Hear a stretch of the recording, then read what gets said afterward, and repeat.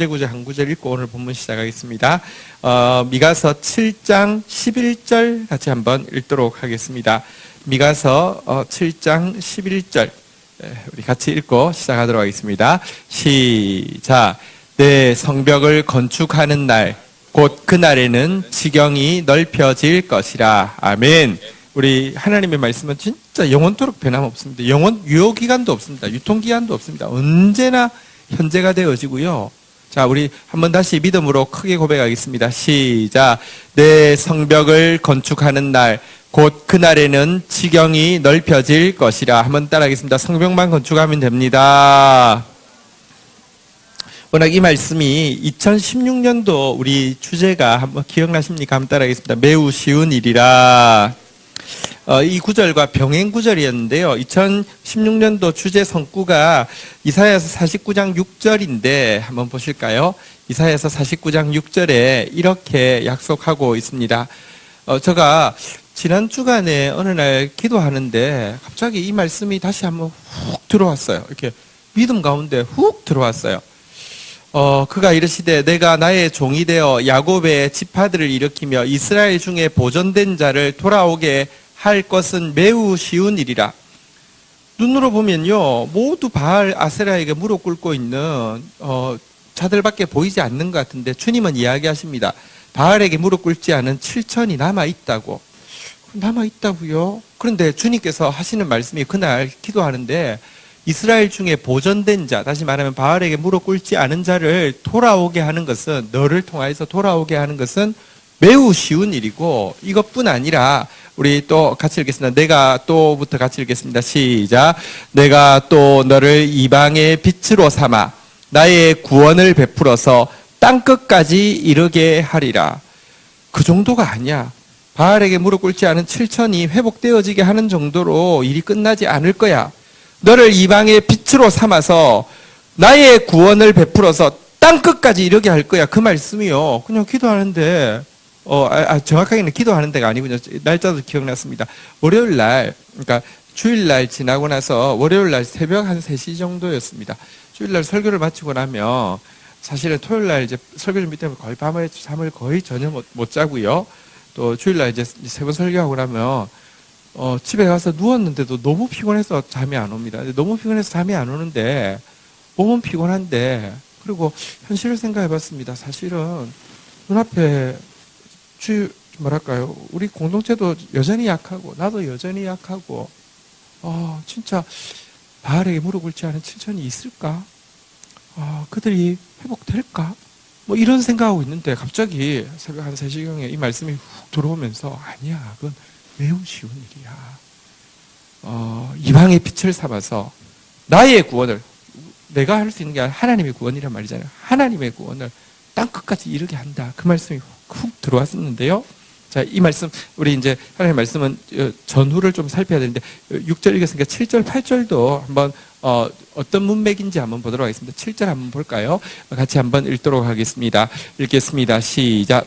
이스라엘의 구속자, 이스라엘의 거룩하신 이이신 여호와께서 사람에게 멸시를 당하는 자, 백성에게 미움을 받는 자, 관원들에게 종이 된 자에게 이같이 이르시되 왕들이 보고 일어서며 고관들이 경배하리니 이는 이스라엘의 거룩하신 이 신실하신 여호와 그가 너를 택하셨음이니라. 여러분, 우리가 이럴 수 있어요. 내가 좀 갑자기 좀 잘 나갈 것 같고요. 뭐가 컨디션이 좋고요. 내가 생각해도 내가 괜찮아요. 이럴 때 이렇게 생각할 수 있어요. 그래, 이제 다 죽었어. 이제 이스라엘의 보존된 장이 돌아오게 하는 것은 매우 쉬운 일이고 내가 일어나서 빛을 발할 거야. 이런 거 그렇게 착각하는 사람들 많이 있습니다. 그런데요, 지금 이사야가 고백하는 것은 그거하고 전혀 상관없습니다. 이사야의 현실이 어떠느냐 여기 잘 나와 있죠. 한번 따라하겠습니다. 사람에게 멸시를 당하는 자, 백성에게 미움을 받는 자, 관원들에게 종이 된 자, 진짜 찌질하고 실패자 같고 뭐 아무런 끈덕지가 없는 사람인 것을 자기가 잘 알고 있는데요. 그런데 그를 통하여서 이 일을 하시겠다는 겁니다. 왜 이런 일이 일어납니까? 한번 따라하겠습니다. 이는 이스라엘의 거룩하신 이 신실하신 여호와 그가 너를 택하였음이니라. 그가 너를 택하였음이니라. 그가 너를 택하였음이니라. 우리 옆에 분들 한번 축복해서 그가 너를 택하였음이니라. 여러분, 근거는 이 매우 쉬운 일이라는 이 기적의 근거는요, 우리에게 있는 게 아니라 주님이 택하신 데 있습니다. 8절도 한번 읽어볼까요? 같이 한번 읽도록 하겠습니다. 시작. 여호와께서 이같이 이르시되 은혜의 때에 내가 내게 응답하였고 구원의 날에 내가 너를 도왔도다. 내가 장차 너를 보호하여 너를 백성의 언약으로 삼으며 나라를 일으켜 그들에게 그 황무하였던 땅을 기업으로 상속하게 하리라. 할렐루야. 한번 따라하겠습니다. 지금이 은혜의 때입니다. 지금이 구원의 날입니다. 여러분, 그 날이 이루어질 때가 있는데 은혜의 때 이 말씀은요, 그냥 언제나 로또처럼 언제나 자판기처럼 하면 이렇게 나오는 게 아닙니다. 여러분들, 사단은요 인스턴트로 금방 준다고 이야기합니다. 주기도 합니다. 표피적인 거. 근데 그것 가지고 더 여러분 목매게 해가지고는요 진짜 죽음을 주고요. 하나님은요 절대로 자판기처럼 넣었다고 하지 않습니다. 진짜를 주기 때문에, 진짜는 사랑이고요. 사랑은 했다가 받고 이렇게 아니잖아요. 그죠? 그런데요, 그렇다고 안 주시느냐? 아닙니다. 때가 있습니다. 다시 한번 따라하겠습니다. 은혜의 때입니다. 구원의 날입니다. 은혜의 때에, 구원의 날에 너를 보호하여서, 한번 따라하겠습니다. 너를 백성의 언약으로 삼으며 땅을 기업으로 상속하게 하리라.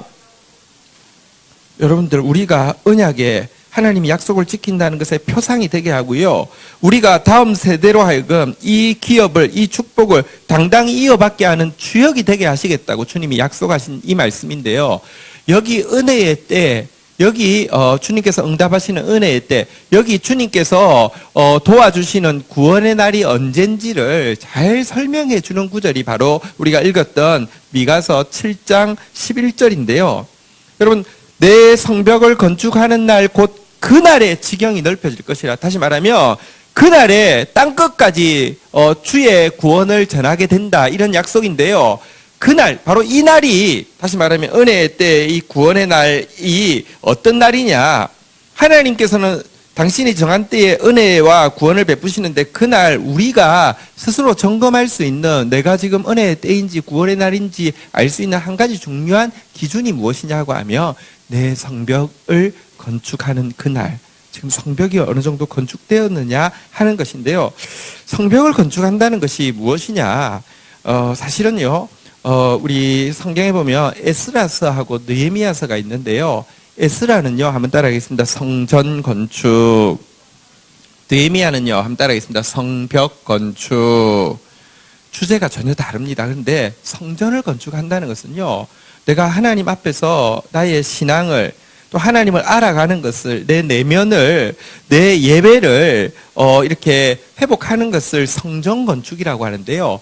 성벽 건축이라는 것은 무엇이냐고 하면요, 내가 신앙이 있다고 하면 그것이 생활 속에 스며들고요, 내가 하나님을 안다고 하면 그것이 행동 속으로 스며들고요, 내 내면에 복음이 있다고 하면 내 외면에, 내 얼굴에, 내 삶에서 그것이 드러나는 것을 이야기하고요, 예배당이 아니라 삶의 현장에서 주님 아는 사람으로 살아가게 되는 것을 성벽이 건축되어진다고 이야기하고 있는데, 성벽이 건축되어진다는 것은 구체적으로 무엇이냐? 시금석에 해당하는 것이 우리 읽었던 미가서 6장 10절, 우리 이제 쭉 GT했던 본문에 보면요, 어떤 부분이 성벽이 허물어져 있는 것이냐, 어떤 부분이 성벽이 세워지는 것이냐, 10절 11절 보면 잘 나와 있죠. 한번 제가 10절 읽고 11절 여러분 읽습니다.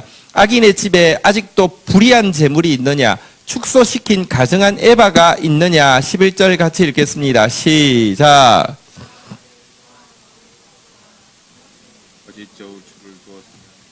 12절 같이 읽겠습니다. 시작. 그 부자들은 강포가 가득하였고 그 주민들은 거짓을 말하니 그 혀가 입에서 거짓되도다.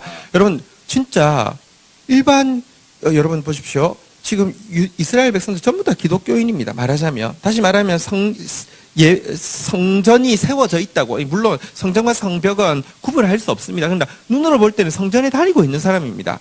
그런데요, 그들에게 세 가지 부분을 지적하고 있는데요. 한번 다시 따라하겠습니다. 불의한 재물, 강포, 거짓, 돈에서, 그리고 강포라는 것은 약한 자를 대하는 태도에서, 그리고 거짓이라는 것은 입술에서 나오는 말에서 이 세 가지 보면 이 사람이 진짜 말씀이 내면화되었는지, 그래서 하나님을 아는 것이 나의 알미함으로 변했는지, 내면이 외면으로 표출되어지는 것인지, 예배당이 일상의 삶으로 적용되어지는지는 세 가지 기준을 보면 알 수 있는데요. 재물을 보면 알 수 있고요. 태도, 이 약한 자를 돌아보는 태도를 보면 알 수 있고요. 그리고 마지막 하나가 이 말 보면 알 수 있다고 이야기했는데, 여러분, 이 유다는요, 성벽이 완전히 다 무너져 있었습니다. 전부 불의한 재물입니다. 과부 거 빼앗은 재물. 재판장들은요, 그것에서 뇌물 받아가지고 얻은 재물로 가득 채워 있었고요. 그 재물 가지고 뭐 합니까?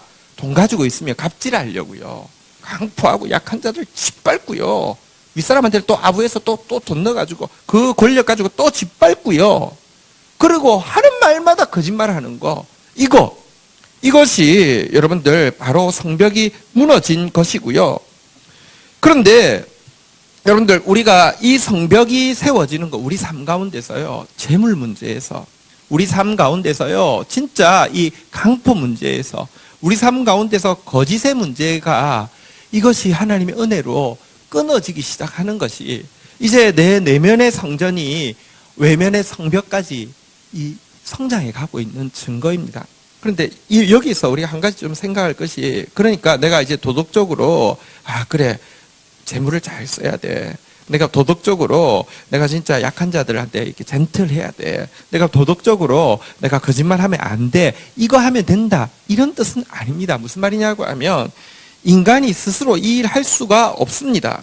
물론 성경에 보면요, 우리한테 시편 48편 13절에 보면요, 이렇게 가르치고 있습니다. 시편 48편 13절 한번 보도록 하겠습니다. 시편 48편 13절 같이 읽겠습니다. 시작.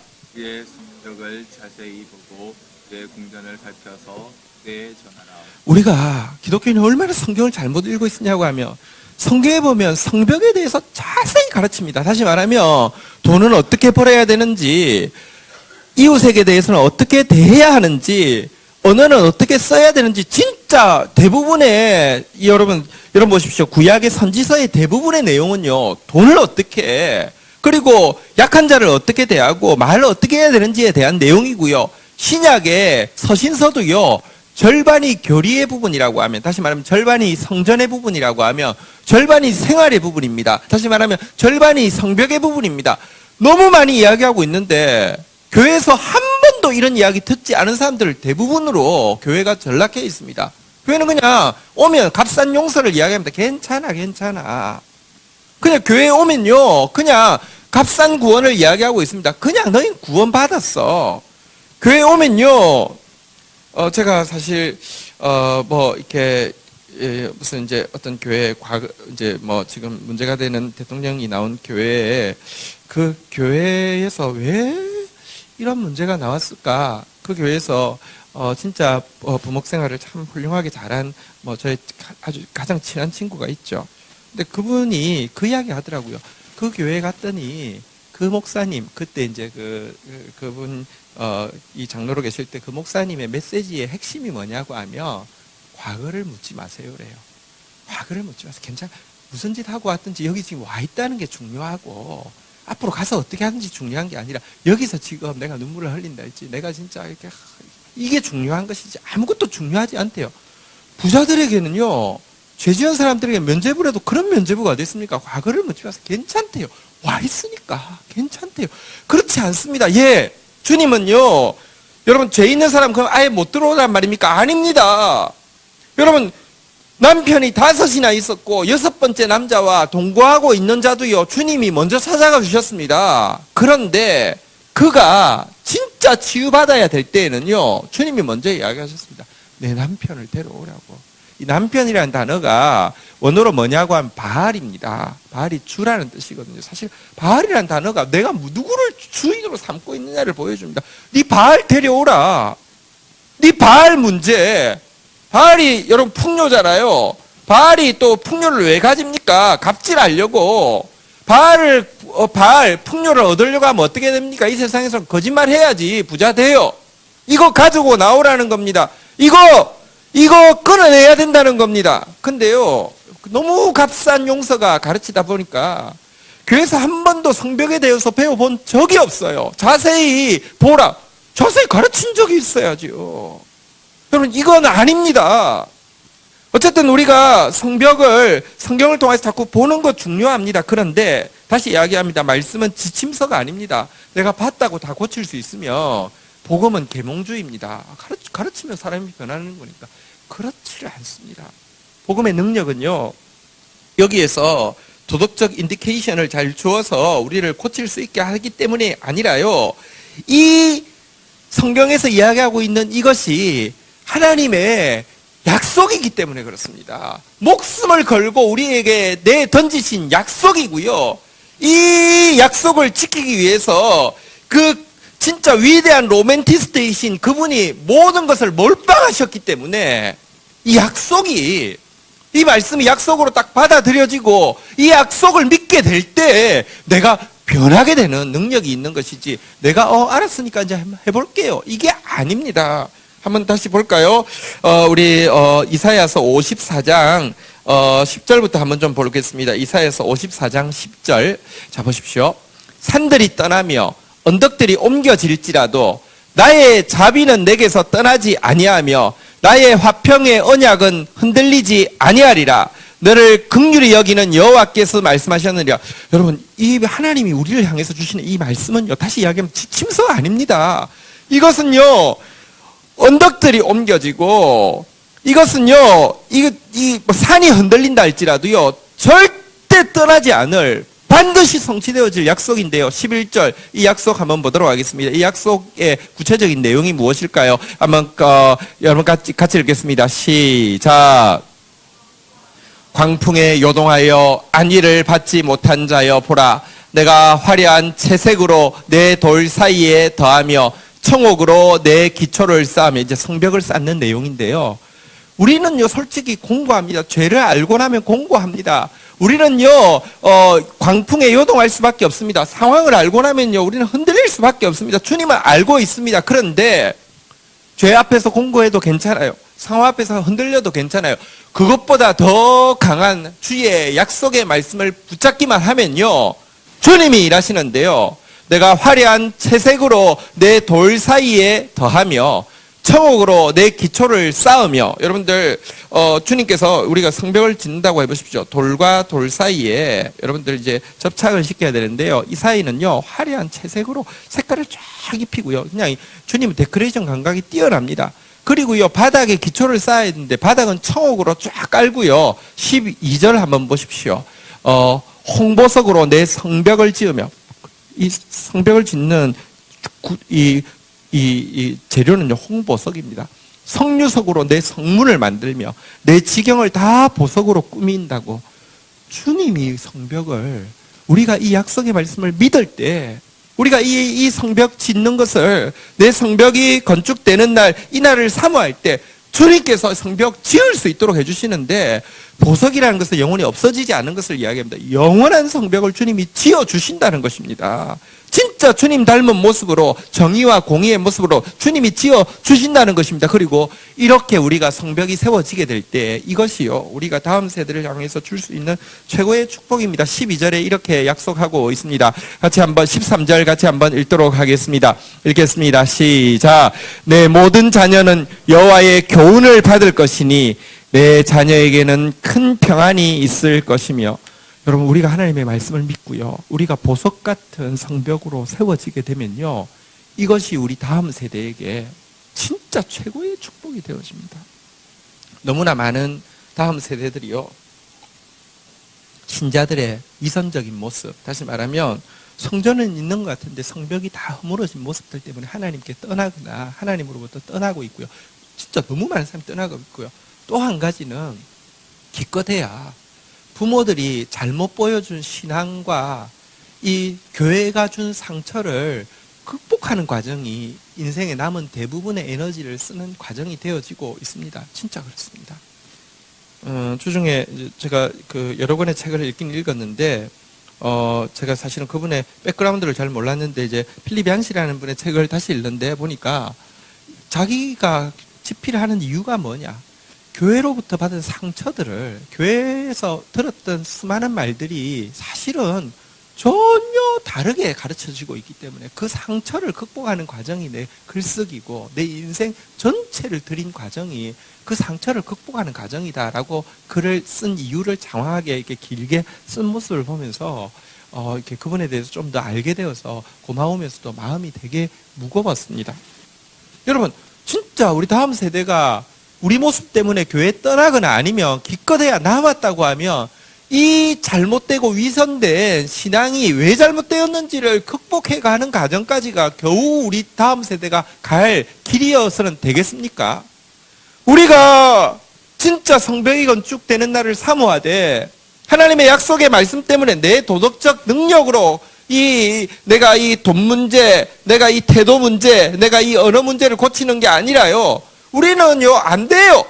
그런데 주의 그 강력한 약속, 사랑에 사로잡히게 됨으로 말미암아 이 일이 우리 가운데 하나님께서 성령으로 말미암아 이루어 가시게 되면요, 다음 세대를 향한 얼마나 엄청난 축복이 되어지는지 말할 수 없습니다.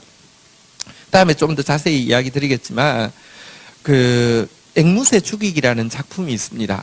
이 작품에 보면 여러분 미국의 30년대 40년대 이때 크리스찬 가정과 크리스찬들이 지방은 시골은 대부분 전부 다 그 커뮤니티가 크리스찬 커뮤니티잖아요, 그죠? 여기서 어떻게 사람들이 살고 있었는지가 잘 보여지고 있는데요.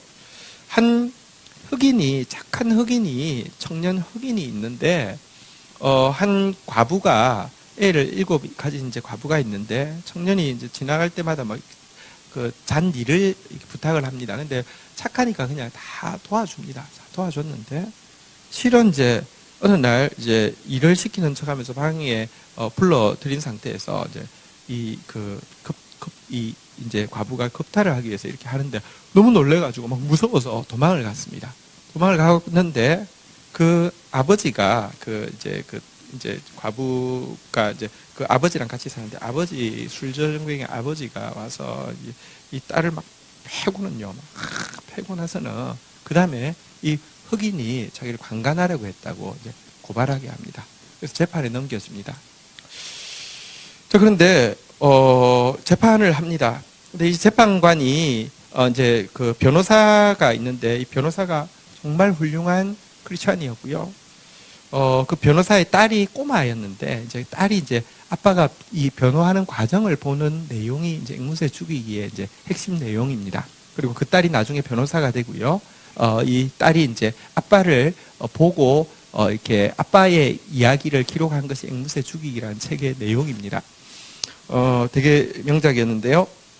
그런데 이제 여기 보면 재판하는 과정이 있는데요. 재판하는 과정에서 이 이제 백인들이 전부 다 일단 흑인이 이렇게 뒤집어 씌워 놓으니까 프레임에 딱 걸려 있으니까요. 그 아버지가 나와서 이야기합니다. 이렇게 할 때 이제 변호사가 이제 그게 아닌 것을 반대 신문을 하니까 딱 한마디 합니다. 나는 하나님 경외하는 사람이라고 내 말을 안 듣냐고 이렇게 하고 팍 들어갑니다. 근데 이제 이 변호사가 이제 나와가지고요. 이게 이제 그 팩트로서 그럴 수가 이제 이 사람이 그럴 수 없었다는 것을 이 사람은 사실은 그 오른손을 아예 쓸 수 없는 사람이 흑인은 아예 쓸 수 없는 사람이고 그 자리에서 그런 일을 할 수가 없었다는 것을 다 증명하고 나서 그러나 이제 배심원 제도에서 결국은 이제 배심원이라는 사람들이 유죄 무죄를 판결하는데 팩트로 보면 이제는 이미 이게 거짓으로 씌웠다는 것이 다 드러난 상태입니다. 마지막으로 배심원들에게 부탁합니다. 나는 당신들 이 배심원 제도가 완벽하다는 거 믿지는 않습니다. 한 가지 부탁을 하겠습니다. In the name of God, 하나님의 이름으로 제발 거짓을 눈 감아주지 마십시오. 하나님의 이름으로 이렇게 부탁합니다. 왜냐하면 전부 다 크리스찬이니까요. 자, 그래서 배심원들이 이제 들어가서 의논을 합니다. 나왔습니다. 그리고 판결을 합니다. 유죄를 하는 겁니다. 흑인은 그래서 근데 흑인이 이제 그 동네에 갇혀 있으면 이 총 들고 와서 죽이려고 하니까 계속 백인들이 이제 다시 항소를 하기 위해서 딴 데 이제 형무소로 이제 구치소로 이제 가는 과정에 흑인이 너무 너무 마음이 아프니까 이렇게 이제 뛰어내려 가지고요. 어쨌든 총에 맞아서 죽게 되는 장면이 나옵니다. 여러분, 이 모습을 보면서 자란 한편으로는 이제 그 딸은 이제 스카웃이라는 이름을 가진 딸인데요. 이 딸은 물론 이제 그 책에 나오는 이름이죠. 이 딸은 두 가지 영향을 동시에 받고 있습니다. 얼마나 교회가 거짓되고 신자라는 사람이 하나님 경외한다. 하나님 이름 앞에서 얼마나 이렇게 거짓되게 행동할 수 있는지에 대해서 충격적으로도 보고요.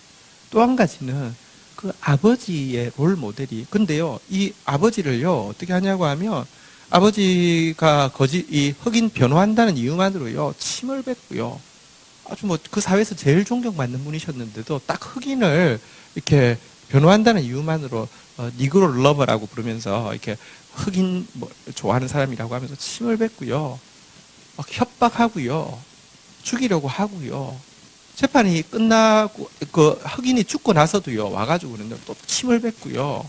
그리고 심지어 그 딸하고 아들을 죽이려고 흑인이 막 그 백인 그 아버지 그 알코올 중독자 아버지가 또 막 오고요. 이런 일들을 보는데도 이 앞에서도 아버지가 진짜 뭐랄까, 나는 그거 보면서 하나님의 모습이 저런 거구나. 그러니까 정말 선으로 악을 이기는 끝까지.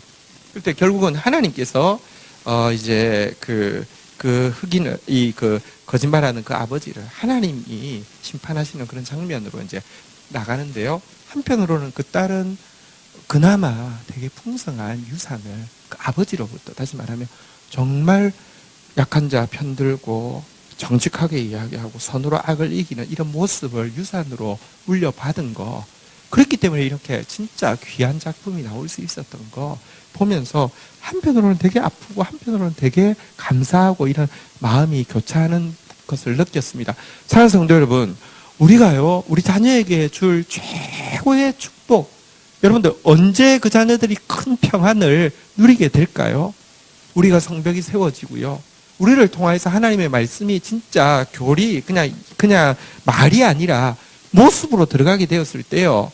한번 따라하겠습니다. 내 자녀에게는 큰 평안이 있을 것이며, 네, 이와 같은 일이 이제 성벽이 건축되어질 때 있을 일이라 그랬는데요. 우리 오늘 본문 한번 좀 보도록 하겠습니다. 자, 이 날이 올 때까지 주님 앞에 두 가지를 부탁하고 있습니다. 그리고 이 날이 올 때까지 주께서 두 가지를 행하실 것이라고, 성벽이 건축되어지는 날까지 주님께서 이렇게 일하실 것이라고 이야기하고 있는 내용입니다. 14절 15절 교독하도록 하겠습니다. 원하건대 주는 주의 지팡이로 주의 백성 곧 갈멜 속 삼림에 홀로 거주하는 주의 기업의 양떼를 먹이시되 그들을 옛날같이 바산과 길라앗에서 먹이시옵소서.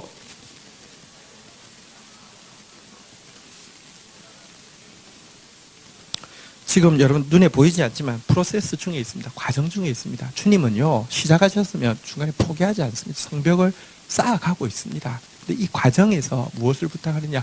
주님, 주는 주의 지팡이로 주의 백성 곧 갈멜 속 삼림에, 한번 따라하겠습니다. 홀로 거주하는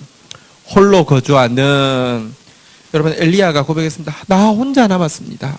진짜 여러분들, 남은 자 된다는 것은 참 고독한 과정입니다. 근데요, 하나님은요, 이런 자들을 아십니다. 내가 남은 자 되어야지만 나를 통하여서 남은 자를, 보존된 자를 돌아오게 하는 거거든요. 홀로 보존된 자를요, 홀로 남은 자를요, 한번 따라하겠습니다. 홀로 거주하는 자를요, 한번 따라하겠습니다. 주의 기업의 양떼를 먹이시되, 홀로 거주한 자를요 보호하시고 홀로 거주하는 자를 붙들어 주시는데요. 어떻게 보호하시고 붙들어 주시느냐? 한번 따라하겠습니다. 옛날같이. 여러분, 바산과 길르앗은 요단 동편에서 가장 비옥한 땅을 이야기하고요. 갈멜산에 제가 갔다 왔는데 갈멜산은 참 푸르고 갈멜산은 참 그러니까 경치가 아름답습니다. 동쪽으로는 요단강과 이어져 있고 서쪽으로는요 지중해와 이어져 있는 산입니다. 산이 이쪽에서 보면 지중해가 보이고 이쪽에서 보면 요단강이 보이는 되게 푸른 산인데요. 다시 말하면 주님께서 정말 여호와는 나의 목자신 내가 부족함이 없으리라고 고백하게 할 만큼 하나님께서 회복시켜 주실 것을 간구하는 것입니다. 한번 따라하겠습니다. 보호하소서, 회복하소서. 이 시인은요 지금 현실의 상황 가운데 홀로 거주하는 것 같지만 주님 앞에 보호해 주십시오. 주님 앞에 회복시켜 주십시오라고 고백합니다. 왜냐하고 하면 주님이 약속이니까요. 주님 약속하셨잖아요. 앞에 보면요 내가 너희들을 회복시켜 줄 것인데 겨우 이 삼림 속에 거주한다는 단어가 똑같은 표현이 나왔었잖아요. 어떤 정도로 회복시키신다고요? 우리를 무엇으로 만드신다고요? 하나님께서 삼림 속에 거주하는 우리를요 한번 따라하겠습니다. 삼림 속에 사자 삼림 속에 젊은 사자 양떼 속의 사자. 하나님께서요 주님 우리가 겨우 보존되어지는 게 아니라 진짜 악을 짓밟는 자로 하나님께서 만들어 주시겠다고 약속하셨기 때문에 보호해 주십시오, 회복해 주십시오 간구했더니 즉각 말씀 붙잡고 진짜 나아가니까 하나님 말씀으로 딱 격려하십니다. 15절 보십시오. 하나님께서 이렇게 이야기하십니다. 내가 애굽 땅에서 나오던 날과 같이 내가 그들에게 이적을 보이리라. 구원의 이적을 보이시고요, 보존의 이적을 보이시고요, 회복의 이적을 보이시고요, 풍성의 이적을 보이신다고 주님께서 말씀하고 있습니다. 이때의 16절에 보시면요 이날 대적들에게는 주님께서 갚아주시는데요 16절 17절 우리 교독하도록 하겠습니다. 이르되 여러 나라가 보고 자기의 세력을 부끄러워하여 손으로 그 입을 막을 것이요 귀로 막을 것이며 17절 읽겠습니다. 시작. 그들이 뱀처럼 티끌을 핥으며 땅에 기는 벌레처럼 떨며 그 좁은 구멍에서 나와서 두려워하며 우리 하나님 여호와께로 돌아와서 주로 말미암아 두려워하리이다. 할렐루야. 여러분들 주님께서 갚아주시는 그날이 되면요 대적들은요 하나님 앞에서요 진짜 여기 보니까 손으로 입을 막고 귀를 막을 것이라고 그랬습니다. 너무 두려워서요. 그리고는요 뱀처럼 티끌을 핥으며 기는 벌레처럼 떨 것이라고 이야기합니다. 이것은 저주를 교만으로 인한 저주를 상징하는데 저주받은 자라는 사실을 알고 두려워하게 될 것이라고 이야기합니다. 그리고 그들 가운데서 구원받을 자들은 돌아와서 두려워하며 구원받게 될 것이라고 이야기하고 있습니다. 역전의 역사가 일어납니다. 하나님은 원수의 목전에서 갚아주십니다. 분명하게 회복시켜 주십니다. 이런 하나님을 우리가 믿고 있습니다. 이렇기 때문에 미가의 결론 고백이 나오죠. 18절 한번 따라하겠습니다. 주와 같은 신이 어디 있으리까? 주와 같은 신이 어디 있으리까? 다시 한번 고백하겠습니다. 주와 같은 신이 어디 있으리까? 할렐루야. 미가의 이름의 뜻이고요. 여러분 신앙의 신자의 천국 앞에 설 때 총결산이 될 것입니다. 주와 같은 분이 어디 있느냐. 다시 이야기합니다. 미가는 정말 고통스러운 시대를 살았습니다. 북이스라엘의 멸망을 예언했는데 예언은 편한데요. 어떤 의미에서요? 눈으로 보는 것은 내가 했던 말이요. 좋은 말이 이루어지는 것은 좋지만 나쁜 말이 이루어지며 내가 말해서 그러나 진짜 더 고통스럽지 않겠습니까? 북이스라엘이 망하는데 아수르에 의해서 망하는데 진짜 완전히 괴멸될 정도로 죽여버렸거든요. 그걸 봐야 했습니다. 이걸 또 남유다가 돌이키지 않으면 망할 것이라고 그랬는데 남유다가 안 돌이켰습니다. 정말 결국은 여러분들 많은 모습 보면서도 안 돌이킬 수 있는 게 인간입니다. 정말 하나님 은혜 아니면 우리는요 소망이 없습니다. 이것 보고 정말 고통스러워했는데도 끝에 가서 주와 같은 신이 어디 있으리까라고 고백하는 이유가 무엇일까요? 두 가지 중요한 이유가 있는데요. 여기 보니까요 주께서는 죄악과 그 기업의 남은 자의 허물을 한번 따라하겠습니다. 사유하시며 하나님께 용서가 있기 때문입니다.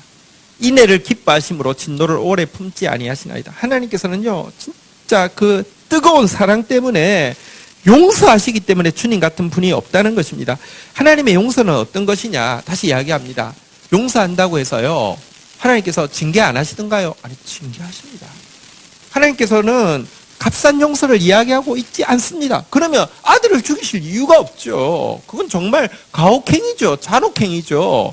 하나님은요, 진짜 여러분들 징계하시는 분이시는데, 그런데요, 징계하지만 반드시 용서하십니다.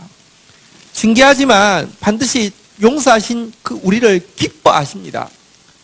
그런데요, 이 징계도요, 사실은 우리의 행위에 비해서는요, 한번 따라하겠습니다. 진노를 오래 품지 아니하시나이다. 근데요, 하나님께서 용서하시고 나면 이 죄가 어떻게 되느냐? 19절 한번 보도록 하겠습니다. 같이 한번 읽도록 하겠습니다. 읽겠습니다. 시작.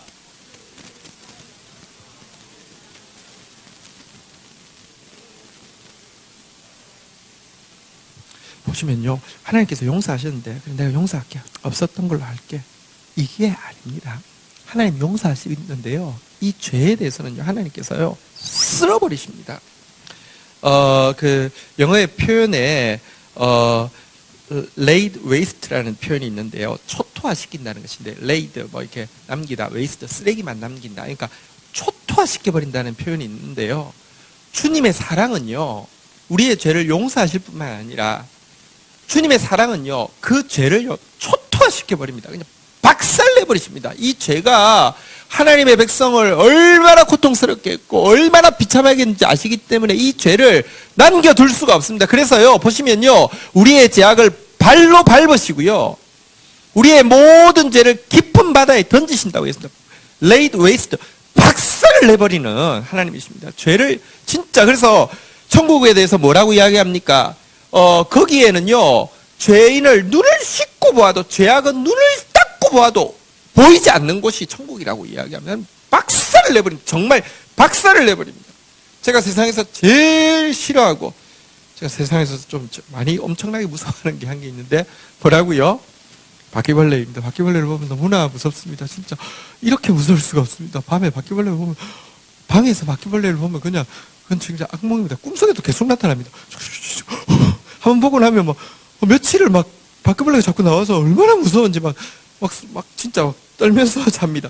근데요, 제가요, 그래도 우리 집에서 나온 바퀴벌레는 제가 잡지 못하고 집사람한테 잡아달라고 부탁을 하고 하지만, 제가 밖에서 길거리를 가고 있는데 바퀴벌레가 나온다. 이 나쁜 바퀴벌레가 누군가의 집에 들어가면 얼마나 고통을 줄지 내가 느끼기 때문에 그 바퀴벌레를 보면 절대로 지나가지 않습니다. 그 이유는 지금 밖이고요, 내가 구두 같은 거 신고 있으니까 좀 겁이 덜 납니다. 그래서 바퀴벌레 가서요, 여기 지금 슬라이딩 안 되는데요. 우리 우리 요즘 동계 스포츠 하듯이 할 때 슬라이딩 되잖아요. 이렇게 하면요, 바퀴벌레가요, 시멘트 바닥에 쫙 갈려가지고요, 하얀 줄과 이게 까만 그것만 이렇게 남습니다. 여러분, 이것처럼요, 죄를요, 하나님께서는요, 하나님과 우리 사이를 이렇게 우리를 진짜 바알과 우리 아세라 밑에 들어가게 해가지고 하나님 못 믿게 해가지고요, 조종과 이렇게 통제로, 또 이렇게 하나님 사랑하지 않게 해서 그 나머지를요, 탐닉과 중독으로 빠뜨렸던 그 죄를요, 하나님께서 박살을 내시고요, 그리고 나서도요, 모든 죄를 깊은 바다에 던진다 그랬는데, 여러분, 바다가 제일 깊은 데가 얼마나 깊은 줄 아십니까? 제가 질문해놓고 지금 다큐멘터리 있었는데 지금 숫자는 잊어버렸습니다. 상상도 못하게 깊더라고요. 내가 정확하지는 않지만 엘레베스트보다 더 깊을 거예요. 에베레스트, 죄송해요. 예. 무식해서 그래요. 에베레스트보다 아마 바다가 더 깊을 거예요. 그러니까 엄청나게 깊어요. 거기 빠뜨려 놨다고 하면 누가 찾아오겠습니까? 저도 방에서 만약에 그걸 바퀴벌레를 나 혼자밖에 없어서 잡아야 되는 순간이 있으면, 일단은 이 바퀴벌레 약을요, 거의 한 통을 다 쓰다시피 해가지고는요, 이게 마지막 그게 끊어질 때까지 기다렸다. 혹시 부활할지도 모르니까 한참 뒀다가 다시 가서 휴지를 싸는데 휴지 한 통을 다 해가지고는요, 느낌이 나면 안 돼요. 그게 또 너무나 기분 나빠요. 싸가지고는요, 그 변기에 넣고는 다시는 보고 싶지 않으니까. 근데요, 하나님이요, 이 죄는요, 깊은 바다에 던지신다. 이렇게 이야기합니다. 하나님은요, 우리 죄를요, 용서하실 뿐만 아니라 죄를 진짜, laid waste, 그러니까 초토화시키시는 분이십니다. 그래서 주님 같은 분이 없다는 것입니다. 만약에 우리가 천국 갔는데도 내가 지은 죄가 자꾸 기억나고요, 혹은 내가 지은 죄가 기억나서 아픈 거는 괜찮은데 내가 지은 죄가 기억나서 다시 막 한번 가볼까? 유혹을 받는다고 생각해 보십시오. 얼마나 천국이 더러워지겠습니까? 초토화시키고 박살낸다고 이야기하십니다. 할렐루야! 그러니까 주님 같은 분이 없다는 것이죠. 20절에 보면요, 20절에 보면 마지막 절이죠. 한 가지 더 주님 같은 분이 없다고 고백하는 이유가 나오고 있습니다. 같이 한번 읽도록 하겠습니다. 읽겠습니다. 시작.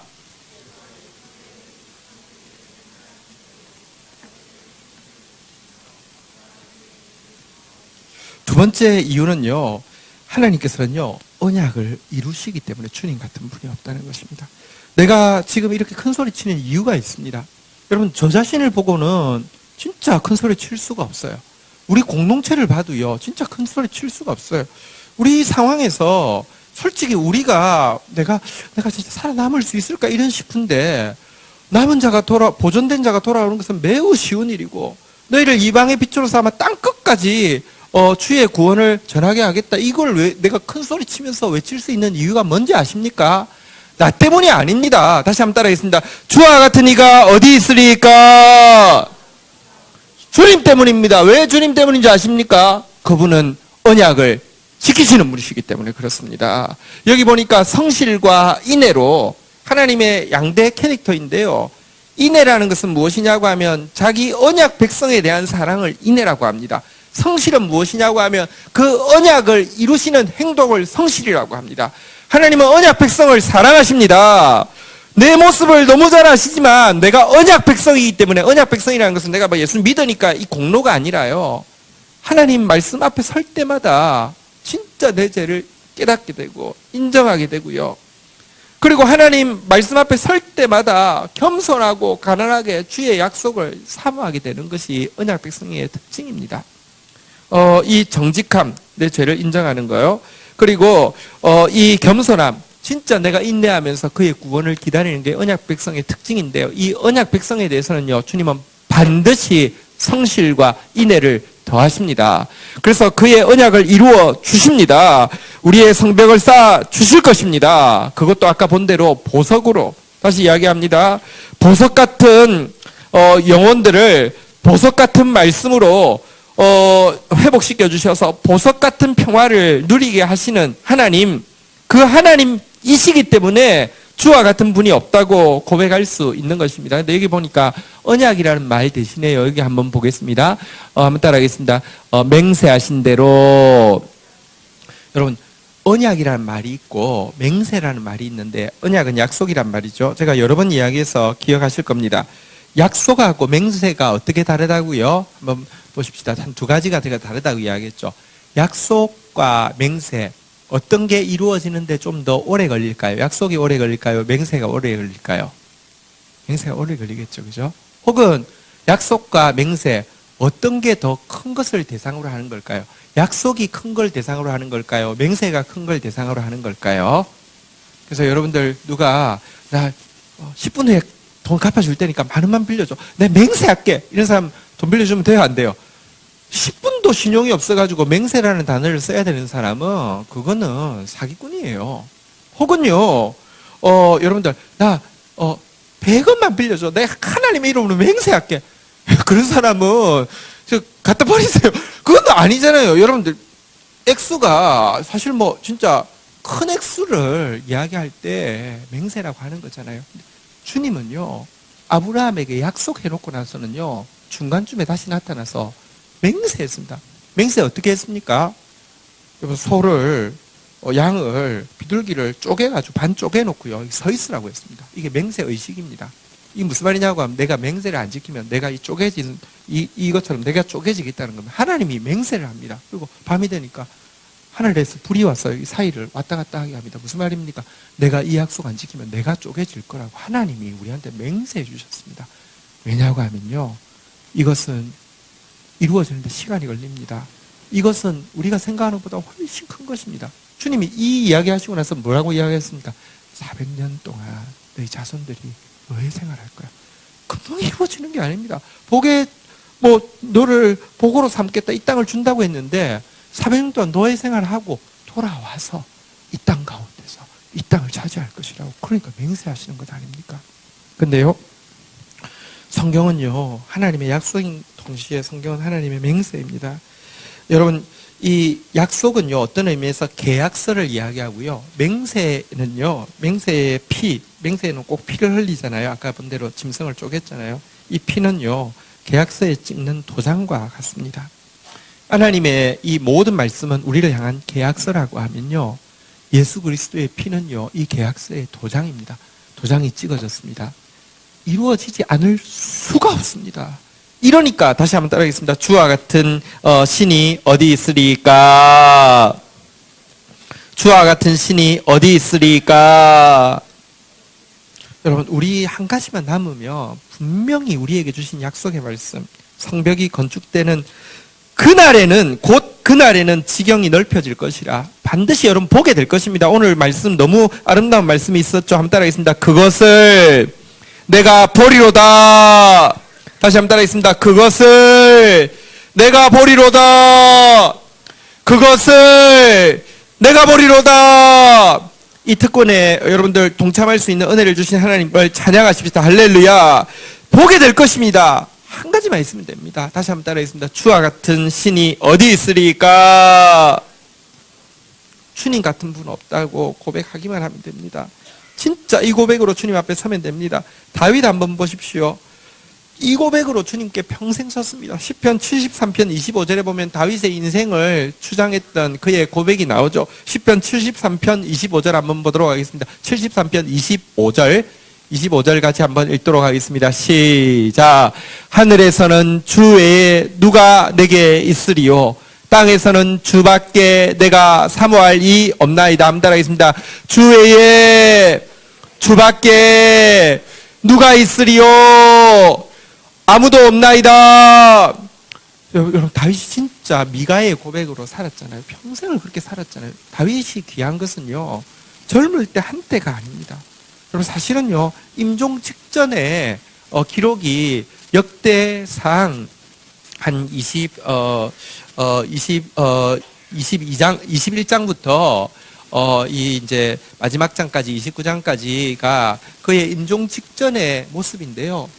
진짜 이제 그는 죽습니다. 그런데요, 온 전심을 다해서 주님밖에 없다는 것을 그가 온 삶으로, 온 열정으로 다 표현합니다. 심지어 자기의 모든 사유재산, 이것은 정당하게 번 사유재산인데요, 자기가 국가의 재정을 잘 아껴서 그 준비한 것을, 또 백성들을 통해서 준비한 것을 성전을 위해서 내는 게 아니라 전체 사유재산을 깡그리 하나님께 다 드립니다. 성전 짓는 일을 다 드립니다. 정말 주 외에 주밖에 누가 있으리요? 아무도 없나이다. 이 고백으로 살았습니다. 이렇게 살 때 하나님께서 그의 마지막 고백을 이와 같이 만들어 주셨습니다. 마지막 절입니다. 사무엘하 23장 5절 한번 볼까요? 사무엘하 23장 5절. 주님은 그의 입에서 이런 고백이 나오게 하셨습니다. 같이 한번 읽도록 하겠습니다. 시작. 내 집이 하나님 앞에 이같지 아니하냐?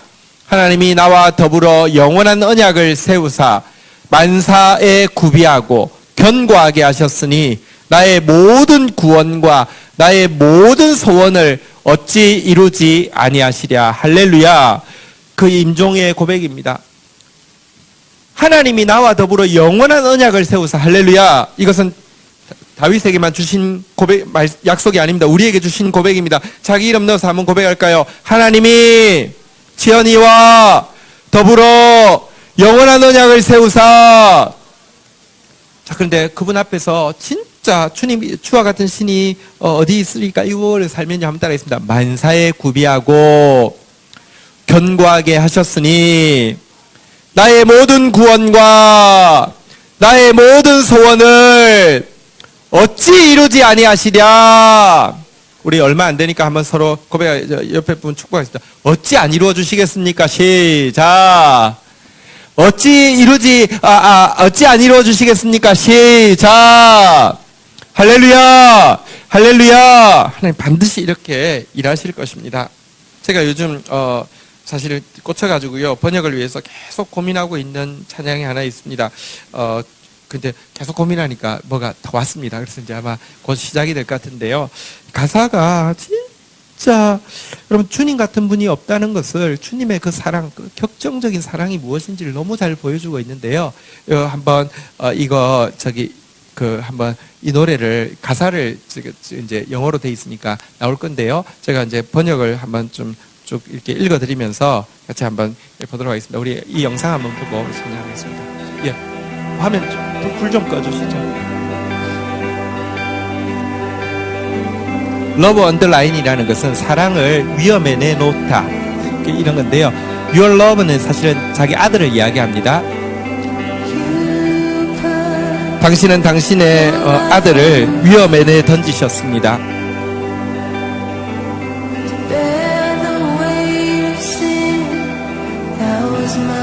내 죄악의 무게를 감당케 하시려고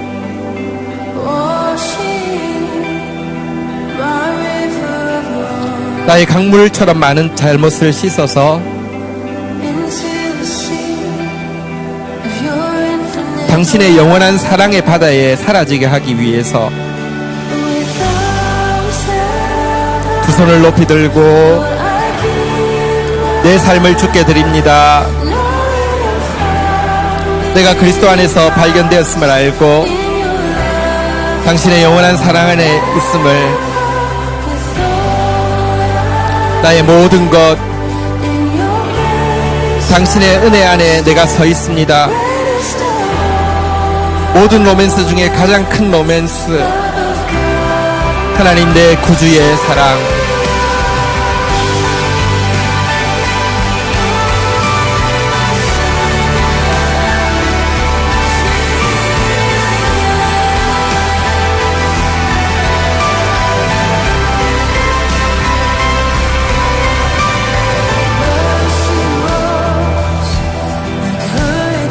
자비는 허리케인처럼 몰아치고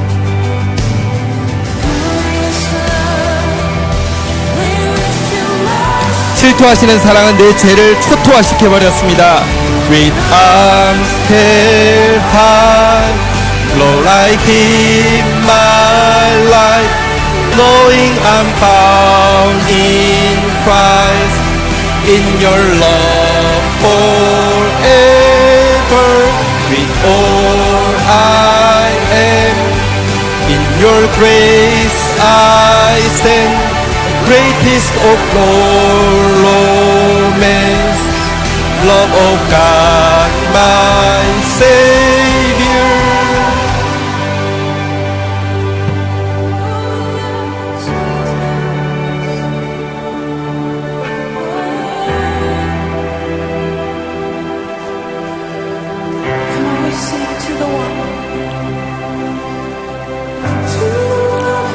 나의 영혼을 건져주시니, 나를 집에서 환영하여 맞아주시니, 모든 것의 구원자 되시는 주님, 나는 영원히 노래합니다. 내 영혼을 건져주신 분, 나를 집으로 환영해 주신 분, 모든 것의 구주 되시는 분, 나는 주님을 영원히 찬양합니다.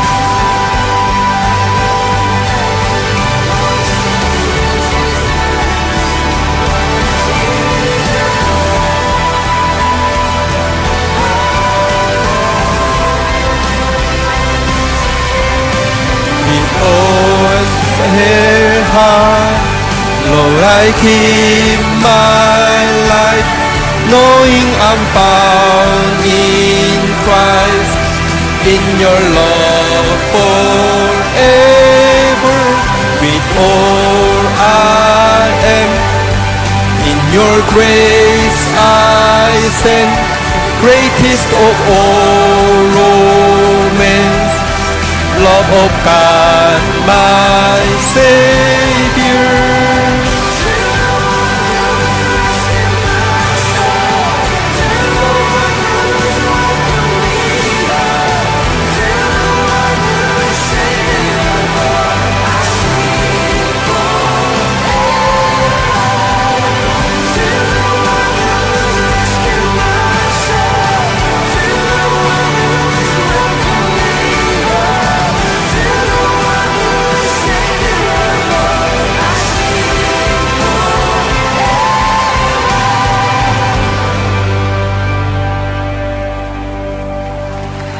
아멘. 우리 자리에서 일어서시겠습니다. 우리 찬양 한번 하고 같이 기도로 주님 앞에 나가도록 하겠습니다.